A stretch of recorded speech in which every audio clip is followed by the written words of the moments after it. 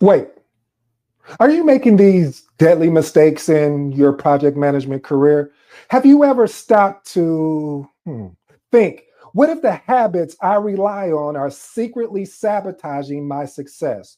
Or could it be the way that I've always done things that are holding me and my team back? Whether you're brand new to project management or you are a seasoned pro, it's time to challenge your assumptions, rethink your mindset, and unlearn outdated beliefs keeping you stuck. In today's episode, I'll uncover some powerful mind shifts to help you become the project manager that will get you out your own way.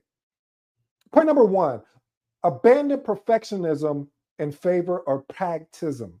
Pragmatism, you know what I mean by that. What I'm saying is being pragmatism, meaning that many project managers aim for perfection before actually taking action. They'll learn and learn and learn because their fear of the mistakes will lead to failure. However, this leads to unnecessary delays and frustration. See, perfectionism slows progress. Matter of fact, if you ever even thought about it and paid attention, it demotivates your team. It prevents learning from real world feedback.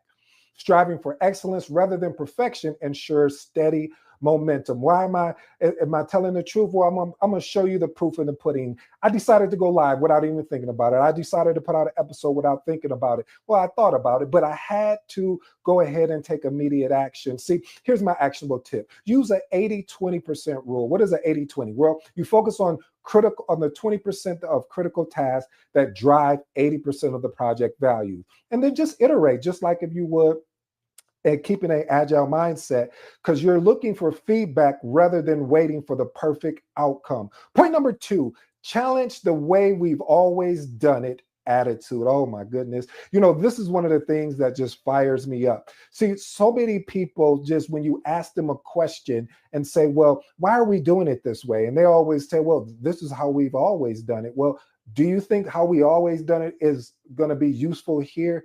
Well, I never even thought about that way. And that's the thing. See, familiar routines become comfort zones. What it does is it prevents you from improvement and innovation. This is important, family, because encouraging innovation boosts efficiency, adaptability, and responsiveness to change. Here's my actionable tip.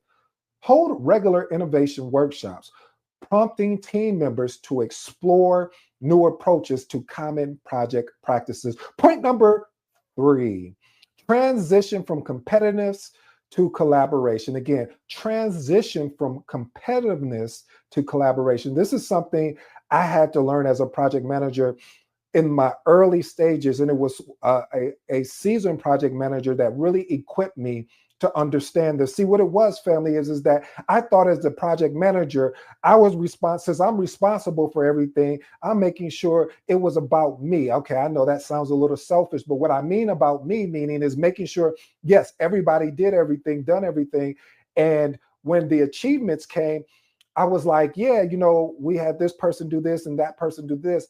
However, I needed to be more outgoing about the achievements of what people contributed to the project. See, competition between team members, it undermines team effectiveness and overall project quality. This is why you have, in certain organizations, you have these silos instead of people coming together to collaborate, because when it's time for their performance appraisal, it turns into more about the individual, and then they feel like, well, I got to get mine. I got to make this happen, because if I don't, I'm not going to be able to get a high score on my performance appraisals. But no. We have to adjust that thinking. We have to unlearn that thinking, because if you think about it, if you think about the team and the team has success, that success should roll down to you. So encouraging collaboration enhances collective productivity and it fosters innovation. Here's my actionable tip. Highlight collective wins rather than individual achievements, promoting an inclusive environment. Point number four: move from a task-oriented thinking to outcome-focused thinking. Family, if you are a new project man, this is one of those things I wish I would have learned early in my career, but I don't believe in wishes. I believe in moving forward and taking immediate action. So I'll say this: if you're paying attention, if you're listening to today's episode, this is one of these things you want to lock in, because when you move to more of a outcome focus, more than oh, I'm leading a project and I got to be so task orientated, because what happens is concentrating solely on task completion without considering outcomes can lead to missed opportunities, or more or less poor project alignment. This is important, family, because outcome orientated thinking aligns efforts, strategic goals, ensuring the project delivers real value. See, you have to remember, a project is created because we're trying to get, not trying, we need to get value out of this project. Here's my actionable tip. Regularly revisit project outcomes in meetings, aligning tasks explicitly to these broader goals. Point number 5, transitioning from risk averse to risk management. I don't know why people always trying to avoid risk. I need to know, we need to practice risk management. I guess we probably should say, make risk management great again. Okay, maybe that may not be good. Okay, how about this? We need to ensure that we're doing risk management properly, because see, avoiding risk entirely can stifle innovation and project growth. Managing risk strategically is more effective. Here's why this is important, family. Proper risk management encourages balanced decision making, allowing teams to innovate safely. See, when you but when you actually take the time to perform proper risk management, you set your team up for success, because we should be following. I'm going to do a whole episode on risk management, because I think that is no. I know it's important for us to do risk management properly, and I want to bring it to you. So here's my actionable tip: conduct proactive risk management shops to openly discuss, categorize, and manage risk regularly. Point number 6, embrace ambiguity and uncertainty and opportunity. See, managers often view uncertainty as threats rather than opportunities for innovation or learning. It always confuses me, because on any project, you can plan, and then all of a sudden you take that plan and you start executing, you like, oh, I didn't think about that, and it just comes up out of nowhere. So a positive mindset toward uncertainty opens up possibility for creativity, adaptability, and most of all, creating that competitive edge. Here's my actionable tip. I recommend that we leverage a particular event or ceremony, depends on where you're from, meaning retrospective meetings. Instead of waiting until the end, what we normally do when we're creating our lessons learned register, let's conduct retrospective meetings after unexpected events happen. See, this allows us to capture what happened and what we can do, and how we resolve the issue. And then we can still document that in our lessons learned. Point number 7, one of my favorites: embracing the agile mindset over purely traditional thinking. Family, we are in a new day and age.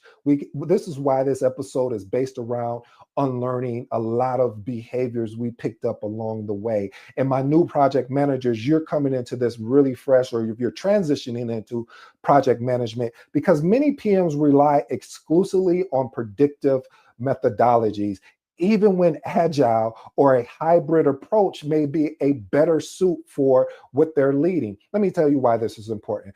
Flexibility in our approach allows better adaptation to changing business needs, increasing customer and stakeholder satisfaction. Here's my actionable tip for today. Regularly evaluate your methodology choice at project milestones, adjusting methods to align with the evolving project realities. Point number 8, shifting from a reactive to a proactive communication message. Anytime that I say message, if you're new to the episode, this is something you want to pay attention to. This is something you want to tune in. And yes, I waited to the end, maybe because I want to see where my true family members are. See, what happens a lot of times is that you'll have somebody send an email, and then you follow up with them and say, you're in your team meeting and say, hey, did you, how's things going? I know you had this particular task. And they'll say, oh yeah, I sent the email. Okay, and then what? Well, I sent the email, a couple of days ago, and I haven't heard back from them. Okay, so what are you going to do about it? Like, meaning that, and you can see I'm really passionate about this, family, because of the fact is there's alternative ways. So you sent the email 2 days ago. Did you follow up? And then the next thing they say, yeah, I followed up. How did you follow up? Via email. So if they're not answering that email, do you think the chances of them answering this new email that you sent? So you have to find alternative ways, because the more you are proactive in your communication, it reduces misunderstanding, it keeps stakeholders aligned, and it mitigates the escalation of small issues. See, it's challenging when you have to escalate a small issue that could have been resolved. Well, ED, well, how am I going to resolve? How could I've done that better? I'm so glad that you're thinking how you could have resolved that better. Most organizations have Microsoft Teams. They also have where you can call them they may have their phone number in there. If we're international, use things like WhatsApp. Try to see when you're building relationships, you should be able to get these type of communications. So if they're not responding to an email that you sent 2 days ago, I'm not going to follow up via email. I'm going to follow up by giving you a call. Oh, you don't want to take my call? Well, I'm going to follow up by Teams or whatever messaging platform there is. I want to exhaust everything before I escalate, because the first question the person that you're escalating to, they're going to ask you, what have you done? If you say, hey, first I sent the email, second I followed up through Teams or Sign or whatever that communication tool is, third I actually gave them a call, they're going to say, well, you know what, maybe we need to replace this team member, or let me have a talk with them, because evidently they're not being proactive in the communications the way that you are. Here's another actionable tip. Implement a weekly proactive status update to key stakeholders, outlining anticipated risk and mitigation plans before they become a problem. Well, family, here's my final advice. I hope that you take action with this stuff. That by when I say take action, I mean experiment. 3 questions for you, and then I'll let you be on your way. If you made it to the end of this episode, first of all, I want to say thank you. First question, are you still avoiding conflict instead of addressing it? Remember, conflict doesn't appear, it grows through through tough conversations. So you want to be able to meet discomfort head on. Have you allowed for insistent communication to sabotage your project success?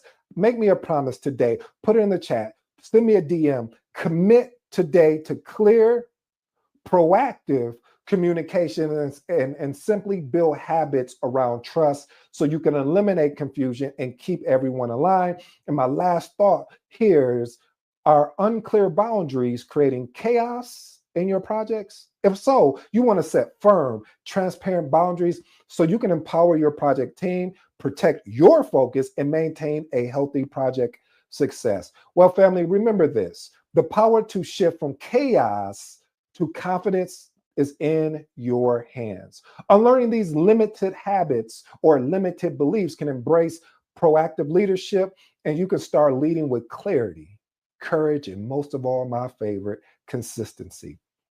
Well, family, I hope you enjoyed today's episode. I go by the name of ED. For all you smart and intelligent folks out there, hey, listen, that just simply means Ed. Until next time.